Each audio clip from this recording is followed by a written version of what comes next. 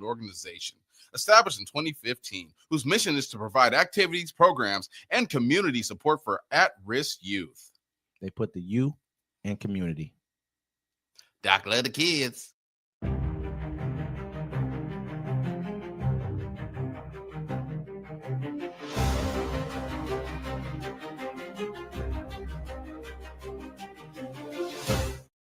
Welcome to Uncommon Courtesy, where we give you the courtesy of conversation that's uncommonly spoke of. I'm D-Mac. I'm Wesley. And this is the show. Don't forget to like, comment, subscribe. Don't forget to catch us on our other shows, The Friday Fix, UFC with LT, Plays and Parlays, and Civil Discourse. Well, hello, Senior Wesley. Welcome back to New America. It is a new America, right now. Watch what you're saying. They're going to get canceled. Hold on. They are canceling stuff quick right now, ain't they, man? This is getting out of control. I thought that they always said the left was cancel culture, but we figured out who really cancel culture is right now. I've never seen this kind of stuff happen from anyone ever before. You know what I mean? But I know you got something a little bit more deeper, in depth in this situation. Yeah. I mean, we've been warning people for a minute, but by the time you see this, Disney's ABC pulls Jimmy Kimmel live after FCC chair criticizes the host's Charlie Kirk comments. Disney's ABC said Jimmy Kimmel live will be pre-empted indefinitely. A spokesperson confirmed to NBC News after the late night host Monday's monologue about conservative activist Charlie Kirk. Kirk, co-founder of Turning Point USA, was giving a presentation at Utah Valley University when he was fatally shot last week. During his monologue Monday, Kimmel raised the possibility that the alleged assassin, Tyler Robinson, might have been a pro-Trump Republican. The Maga gang, desperately trying to characterize this kid who murdered Charlie Kirk as anything other than one of them, and doing everything they can to score political points for it, Kimmel said. On Wednesday, Federal Communications Commissioner Chair Brandon Carr threatened to take action against Disney and ABC over the comments. Nexstar Media Group, Inc. announced that the company's ABC affiliate will preempt Jimmy Kimmel Live for the foreseeable future, beginning with tonight's show. This article was originally published on NBCnews.com. And so the thing is, Nexstar they're looking for this big deal they're about to have with the FCC, and they have to go through the FCC to get it. And through the president has to sign off on it. So they got to do whatever to appease him. But, folks, the king, to appease the emperor that we now have in office, man.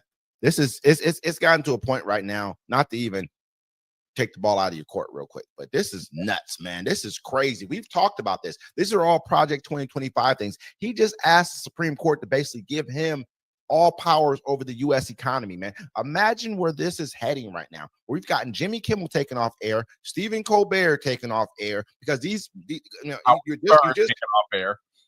Howard, did they? Oh yeah, Howard Stern. Yeah, they're cutting Howard Stern off too. And then so next they're coming. They're already talking about coming for. Go ahead. Who? They're already talking about coming for the. They've been wanting the View. They've been coming for the View. We told what. Good. I'm not going to sugarcoat this for the rest of the world, Wes.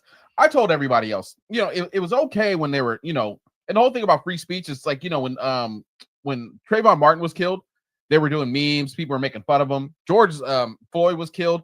People are posting years later, hey, he's 5 years sober. Da-da-da-da-da-da-da. And we're supposed to sit there and take it. It's all free speech. But when it's somebody that they cared about, you see how soft they get. How much tears and crying people are getting, right? But the thing is, they have power to do something about it. So you know what? Good. This is what all of you deserve. Every last one of you.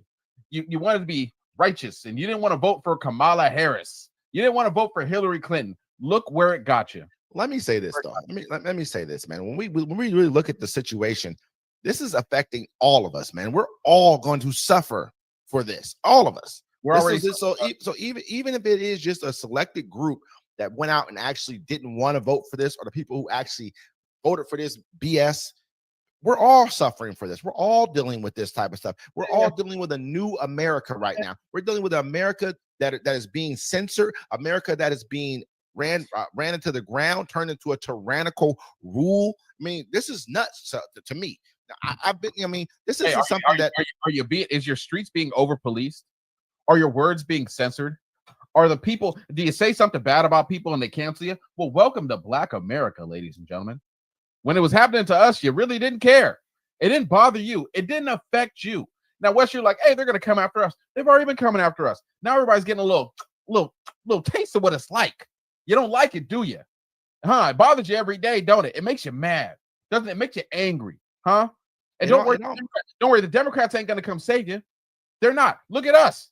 They only come. They'll come around when it's time to vote. Don't worry, folks. Honestly, I mean, you have to look at it from a perspective that they're part of this process. This isn't a coincidence, man. Things don't just happen in this country. It didn't just happen by happenstance that Barack Obama was not able to fill the last judicial seat in the Supreme Court. None of this stuff has happened since we didn't just so happen to stumble into a Trump after we had Obama. None of this is. I think they're all a part of it. They understood that Trump could get the people who would normally fight against this to go along with it, because he would speak their language, their racist language, their anti-immigration language, their anti-self language. Oh, get up and pull yourself up by your bootstraps. These other people are the problem, and make them feel like they're not the problem, when everyone knows this is a situation to where it's they're wealthy against the people without money. It's a horrible thing to say, because I love money. Basically, I'm a big money person. But this is what this is. They said that. They're like, look, the billionaires are the ones pitting us against each other, right? Because the billionaires, right, they get paid on the bullets you buy, right? Then they get paid when you got to go to the hospital after you got shot. They get paid on everything. You know what I'm saying? So they're putting everybody against, but some people are happy to do it as long as it's their side that are pushing the thumb down on people. But I told a lot of people this before, and I said it before. If you elected Donald Trump again, he's going to finish off America like he was doing before. And now you guys are getting pressed for it. It's like, for me, it's like I'm sitting there and I'm trying to feel bad, but I don't feel bad. You know what I'm saying? I've had a thumb out the back of my neck my whole life. People say, oh, you're imagining things. You know what I'm saying? That's not really happening. Now look what's happening to you. You're losing your freedom of speech. Your gas is expensive. Your groceries are expensive. You barely can keep your lights on in your house. You know what I'm saying? Your states are about to be run by National Guard and federal troops. So guess what? You're about to be over-policed. You know what I'm saying? And they say that you deserve it because a small few are committing all these crimes. I don't feel bad. We told you what was going to happen. You sat there and laughed like it's not going to affect me. But now look at it. You can't even make a post. You can make a post about Trayvon Martin all you want. You can make a post about Tamir Rice all you want. You can make a funny post about Breonna Taylor, but say something about the dude they like that got shot. They're trying to cancel you, to call on your jobs. But hey, the left was doing it too. I mean, I don't think that I don't know about this far. I guess I'll have to say people were saying certain things. I think there was more of a racial tone to what was being said, that they were getting in trouble for, not so much the insensitivity to what just happened. But this guy right here, they just had most NFL stadiums just commemorated this dude's memory. Had a moment of silence when Colin Kaepernick could barely take a knee and no one wanted him on their football team. You just had a guy who committed racist acts. I mean, had racist overtones in his speech the whole entire night. I mean, this is basically what his whole entire, what he ran on, what his whole entire campaign of just hate was misogyny, was against gay people, was against blacks. I mean, and you made everyone in the NFL stadium stop and take a moment of silence for this person. This is what America is. He flew out on when his body was brought back from Utah. They brought it back on Air Force Two.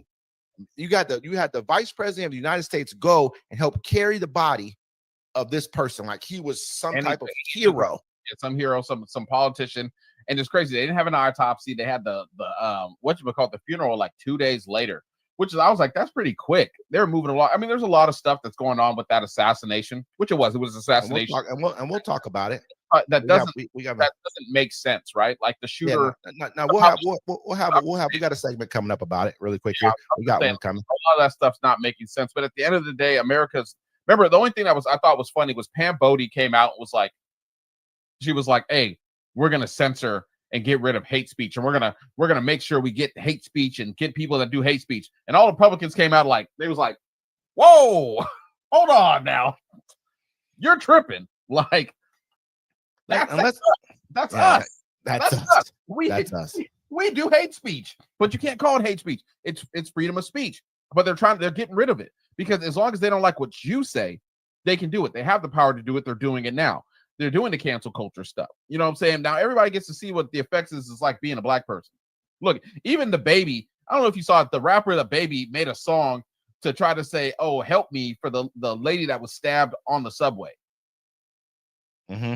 You know what I'm saying? Like he knows where his audience. At least he's trying to get in the good graces. He knows where his money's at. But I mean, people keep saying we're heading towards an authoritarian government.